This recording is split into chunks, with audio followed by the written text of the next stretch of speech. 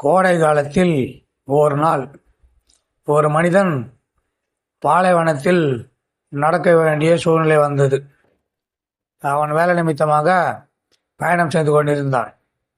அப்போது இடையிலே பாலைவனம் தென்பட்டது.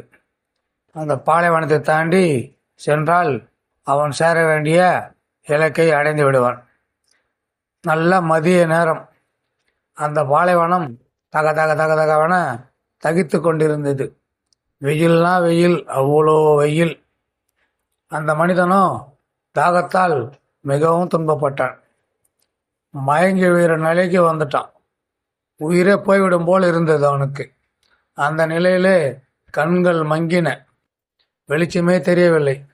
அந்த மங்கலான வெளிச்சத்தில் தூரத்தில், மிகவும் தொலைதூரத்தில் ஏதோ குடிசை போன்ற ஒன்று அவன் கண்ணில் தென்பட்டது. அவன் எப்படியோ கஷ்டப்பட்டு அந்த குடிசையின் அருகில் சென்று விட்டான். சென்று அங்கே பார்த்தால் ஒரு கையால் அடித்து இயக்கக்கூடிய ஒரு பம்பு ஒன்று இருந்தது. அதாவது கை பம்பு.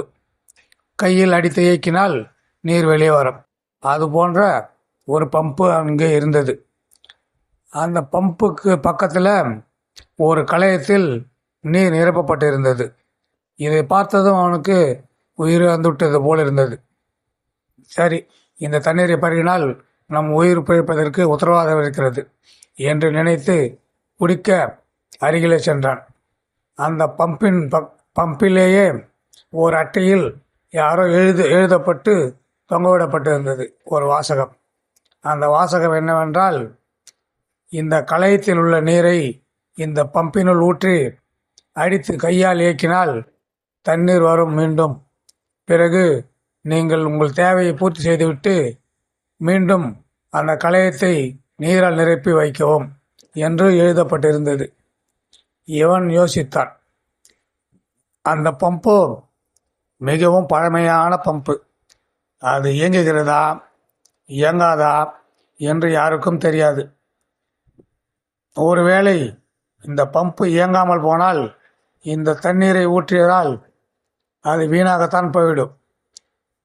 அதற்கு பதிலாக அந்த கலயத்தில் உள்ள தண்ணீரை நாம் குடித்து விட்டால் நம் தாகமும் தீரும், நம் உயிர் பிழைப்பதற்கு உத்தரவாதமும் இருக்கும் என்று அவனுடைய அறிவுரை கூறியது. அவன் அறிவு கூறியபடி யோசித்தான். சரி, தண்ணீரை குடித்து விடலாம் என்று யோசிக்கும் போது அவனுடைய மனசாட்சி சொன்னது, நீ அனுபவிப்பதை மற்றவர்கள் அனுபவிக்க வேண்டாமா? ஒருவேளை அந்த பம்பு இயங்கினால் அதனால் பலருக்கு பயன்பெறும். ஆகவே நீ எழுதப்பட்டதை பின்பற்று என்று அவனுடைய மனசாட்சி கூறியது. அவன் இருதலை கொல்லியாக கிடந்து மிகவும் அவஸ்தைப்பட்டான். பிறகு அவன் மனது கூறியது போலவே நடப்பது நடக்கட்டும் என்று அந்த கலயத்தில் உள்ள தண்ணீரை பம்பினுள் ஊற்றினான். ஊற்றி அடித்து கையால் இயக்கினால் என்ன ஒரு ஆச்சரியம்! தண்ணீர் மேலே வந்தது. பம்பு வேலை செய்கிறது. உடனே அவன் என்ன செய்தான்?